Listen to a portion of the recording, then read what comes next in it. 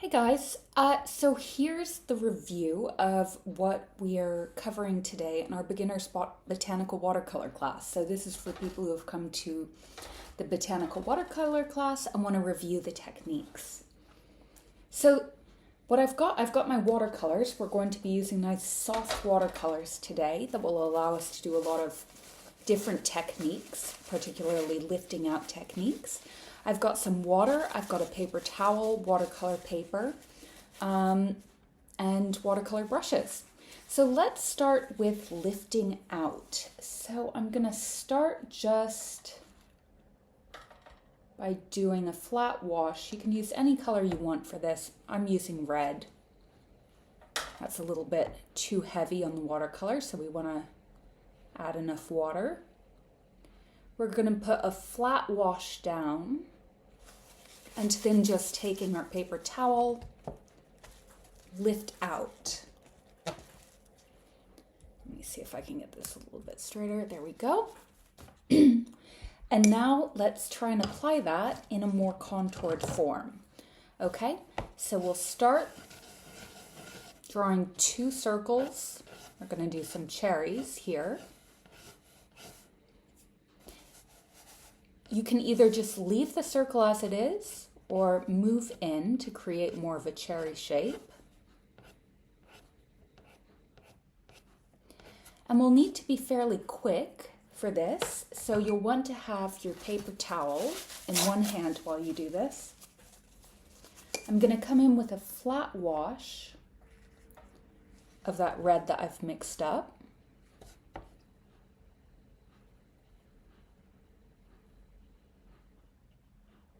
This is a good chance to practice some brush technique, so practice angling your brush so that the wider area is pointing inwards and the narrower area is pointing at the top. And then I can just lift out using my paper towel, the highlight. Sometimes you can do this if you have a really sort of sturdy brush as well. I'm going to do the second one.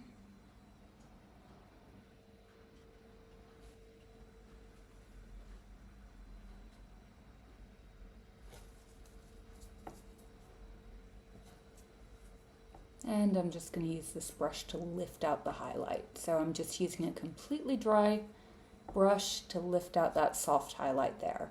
This is good for really soft reflections, so sort of delicate balances. And I'm just going to let that dry because we can't really do any more details in darker colors until the pigment has a chance to seep into the paper a little bit. The next one we'll do is a graduated wash. And for this, I'm just going to mix up an orange. So I'm just going to simply add some yellow to the color that I've just mixed. I'm going to add a bit of water. This is when we do a flat wash of color, but then we clean our brush and come in underneath this layer with clear water. This takes some practice. Clean your brush, come in with another layer of water. Some practice just to kind of coax the paint downwards into a gradient. So you can kind of delicately go back over. With watercolors, you do want to use the fewest brush strokes possible. But with this, sometimes you'll need a few more brush strokes to get that gradient where you want it to be. So there I've got the gradient. And we're going to be using gravity a bit today, so we're all going to be working on a little bit of a slope. Okay, and we'll do an orange for this, so I'm just going to make a oval shape, satsuma. With watercolors, we always want to think about where our white source is, because we don't use white with watercolors. We just leave the paper clear. So I'm going to say my lightest area is around here, and I'll look at the darkest area. The darkest area is going to be a shadow actually coming straight down through the middle of the satsuma. And then I'm just going to add more water to my brush to graduate this out towards the sides. and then more water to my brush to graduate towards the center. And I'm going to leave that area clear as a highlight.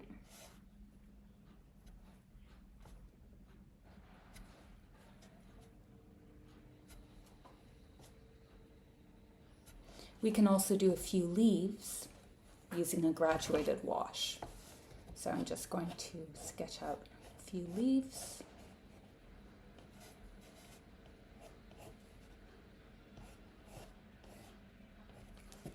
And I'm going to take a little bit of green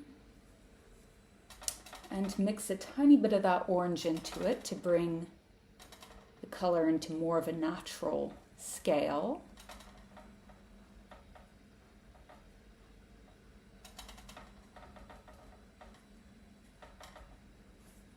And I'm going to use more strong color on the outer edges.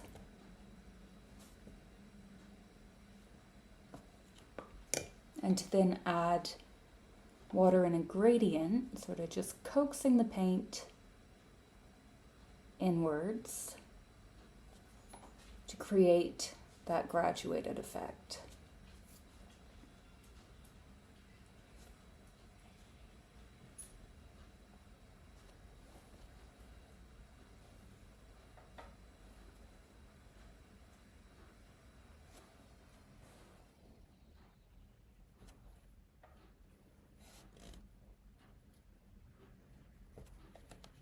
Okay, now the next one is a variegated wash, and this is where we allow the colors to blend together.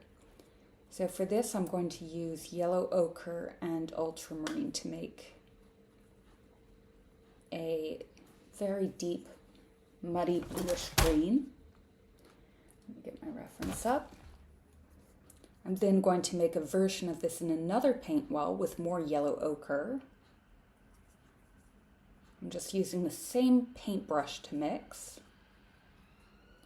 And then I'm going to make another where I've used some of the cadmium yellow mixed with the yellow ochre.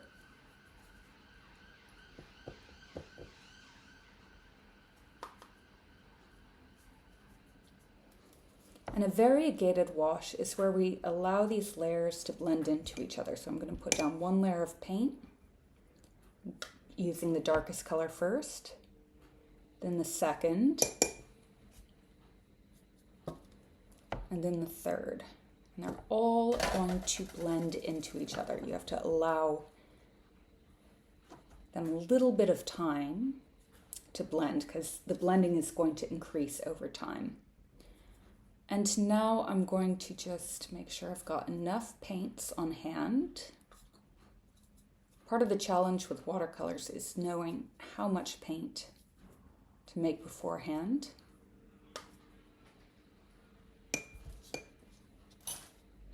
And I'm going to start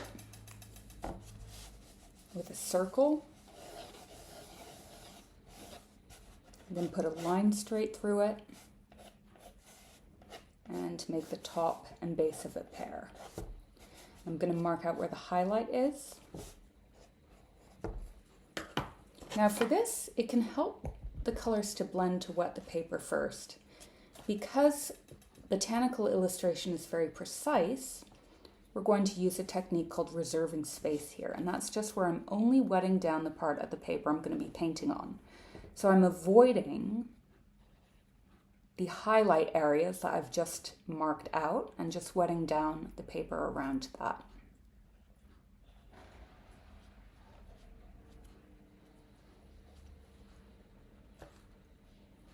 Now I'm going to return to using that same round brush.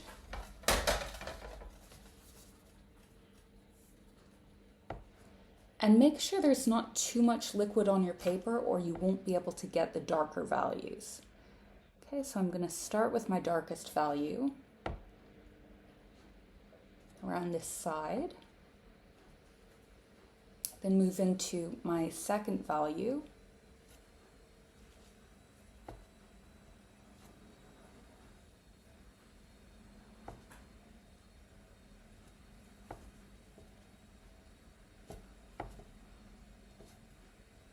And then move into my third yellowed value nearing the highlights.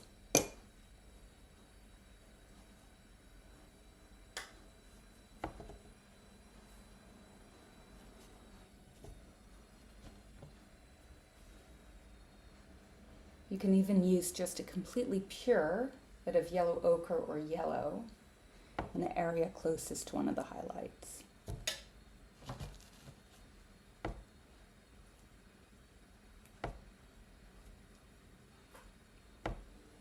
And I don't want my paint really to pool on the page, so I'm just very gently coming back over, making sure I don't have little areas where the paint's pooled up.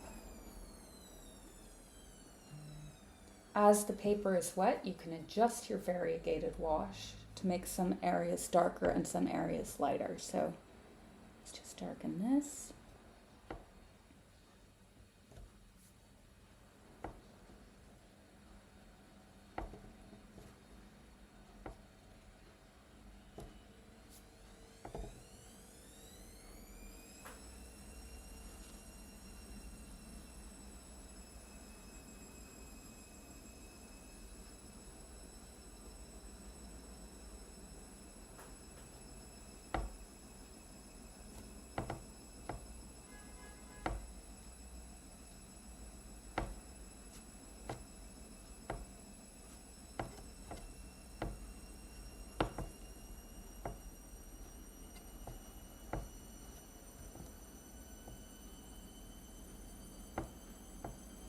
Okay, and now we'll move to our last one, which is a technique called dropping in.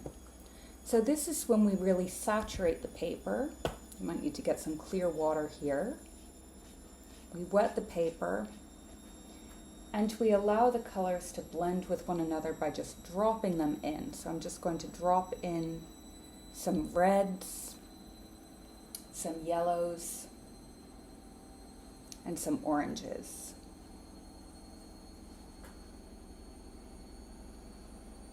And you'll see that they just blend together.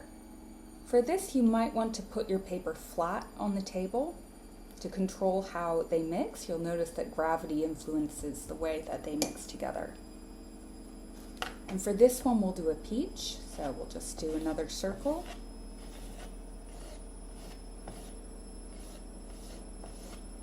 We'll have the pip, or the center part right here. And now I'm just going to wet this down.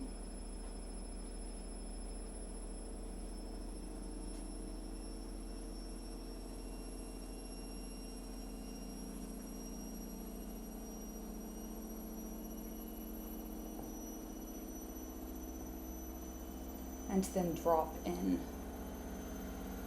the colors.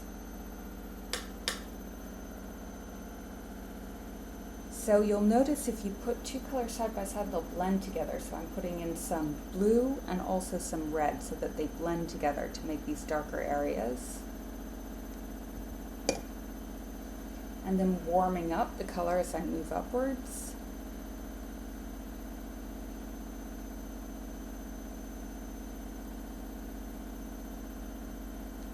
And even adding in some yellow moving up.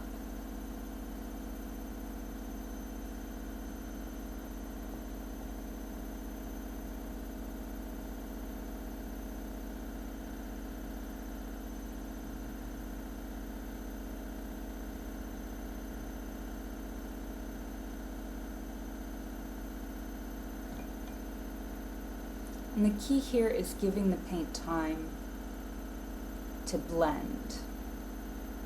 So we just have to leave this for a little bit and then we'll come back. Okay, and now just to sort of perfect our fruits, this is totally optional, this is just sort of if you like experimenting with this. We can put in finer details over any of the paint that's dried.